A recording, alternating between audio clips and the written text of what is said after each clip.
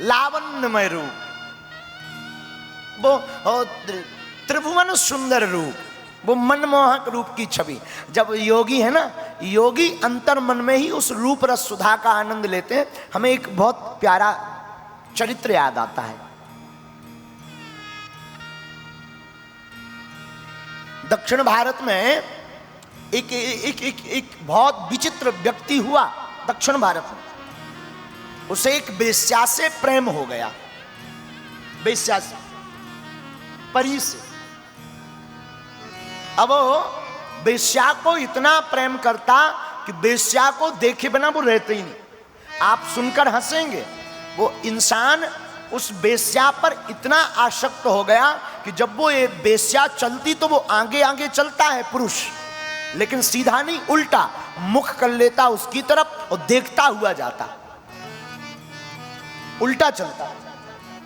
लोग बड़ा हंसते, वेश्या को भी बड़ा मन में बुरा लगता, पर करें क्या, आसक्ति थी उसकी, थी तो थी।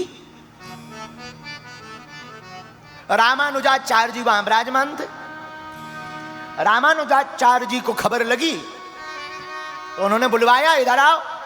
शोर हो गया जब वो वहां पंढरपुर आदि क्षेत्र में पहुंचा कि एक व्यक्ति ऐसा है कि वो अपनी पत्नी वेश्या पर इतना आसक्त है कि वो नहावे तो देखे, खावे तो देखे, स्नान भी करे तो वो पुरुष स्नान करते समय अपनी उस पत्नी को, उस प्रेमिका को, उस मासूका को कह दे कि तुम दरवाजे पे खड़ी रहो, वो एक लोटा जल डालवे फिर देखवे।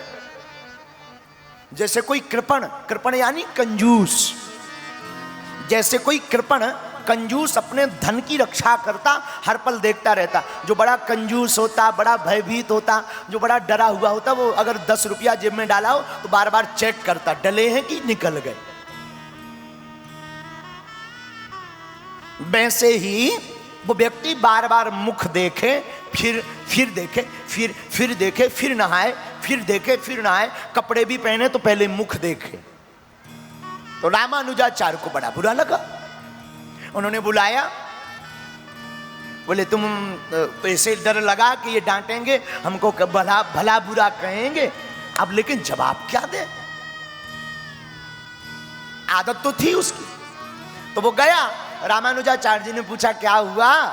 बोले सरकार हमारी धृष्टता को क्षमा करना, पर हमारी आदत है, अगर आप कृपा कर दो कि ये आदत छूट जाए। मैं भी बहुत पछताता हूं कि मैं सब समाज में अपनी पत्नी को देखा जा रहा हूं, लेकिन आप ऐसी कृपा करो कि ये मेरी आदत छूट जाए।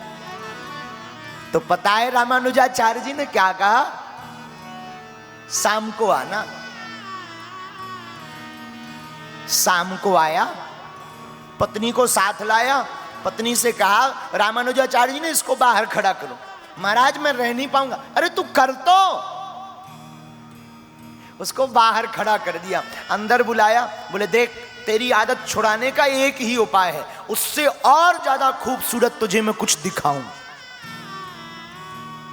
जहर को जहर काट सकता, सांप जिसको काट लेता है ना, तो जो दवाई दी जाती है वो भी किसी स्नेक की ही पॉइजन की बनी होती। लोहा को लोहा काटता है।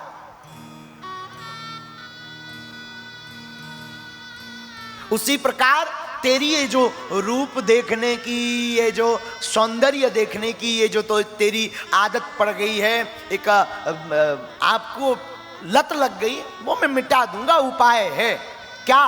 तुम रुक तो।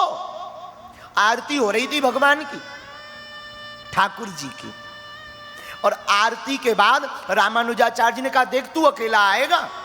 अकेला उसको बढ़िया धोती पहनाया, मस्तक पर तिलक लगाया, कपाट बंद किए, और बंद करके जैसे ही हाथ सिर पर रखा तो उसे विश्व संसार के सभी लोगों के सबसे सुंदर नंद नंदन यशोदानंद ठाकुर के दर्शन हो गए।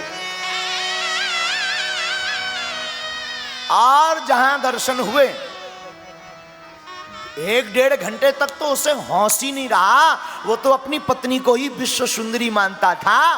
उस बेश्या को ही विश्व सुंदरी मानता था।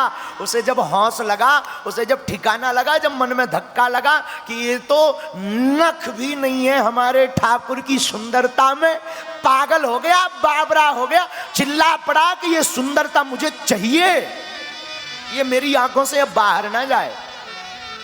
रामानुजाचार्य जी ने कहा, देख भाई, तुझे अगर ये सुंदरता के दर्शन करते रहना है ना तो तू अब छोड़। अरे बोलो, छोड़ा कि छूट गई? छोड़ की बात छोड़ो, अब तो ऐसा रंग चढ़ गया, कांवरा सांवरा काला रंग जिस पे चढ़ जावे उस पे दूजा रंग कोई भाते ही नहीं है प्यारे। जिसकी अखियां गोविंद से लड़ जाएं वो फिर दुनिया में किसी से आके नहीं लड़ा सकता। जिसका दिल गोविंद से लग जाए ना वो फिर संसार में किसी से दिल नहीं लगा सकता। और जगत वालों का दिल और जगत वालों की आंखें तो बड़ी विचित्र हैं, हर 2 मिनट में बदलती रहती हैं। बोलो सीताराम। हर 2 मिनट में क्योंकि नया व्यक्ति दिखने लगता, अरे ये बड़ा सुंदर है, काश ये हमारा मित्र होता। और एक ऐसा मित्र बनाओ जिसको देखने के बाद फिर तुम्हारा मन भटके ही ना। उनका नाम है कन्हैया,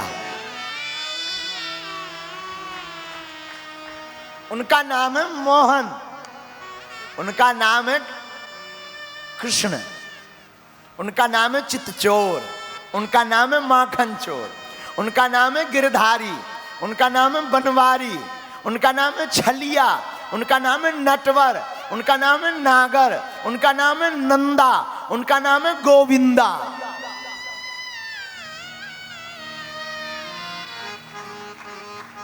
उनको अपना बनाओ। उनको देखने के बाद, उनको समझने के बाद उनकी कथा सुनेंगे। हम सच कहते हैं, बिल्कुल व्यासपीठ से दावे के साथ कहते हैं, तुम एक बार भागवत की कथा सिर्फ चित्तवृत्ति से सुन लेना, तुम्हें संसार में फिर कोई कहानी प्रिय नहीं लगेगी।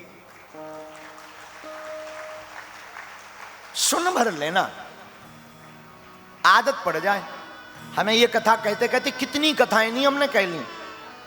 11 साल की अवस्था थी तब से कथा बोल रहे हैं भागवत। अनेक बार ध्रुव जी निकल गए, अनेक बार ठाकुर जी निकल गए, अनेक बार हमने कंस की 13वीं करवा दी। लेकिन जब भी कथा करने बैठते तो सोचते अरे वही तो भागवत है। लेकिन जैसे ही भागवत में बैठते तो फिर भागवत नहीं होता, भागवत ही होता है।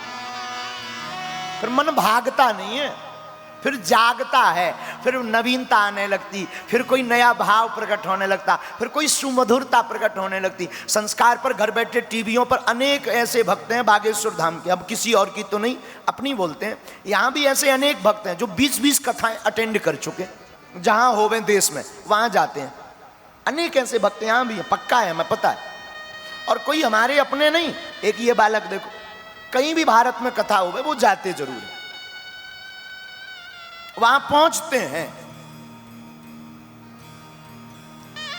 कितनी बार हमने उनको कथा नहीं सुनाई, लेकिन उनका और हमारा एक ऐसा चित्त हो गया जिन्हें इनको भा जाते ना, फिर संसार की कोई कहानी, कोई वृथा समझ ही नहीं आती, सिर्फ ठाकुर की कथा के अलावा।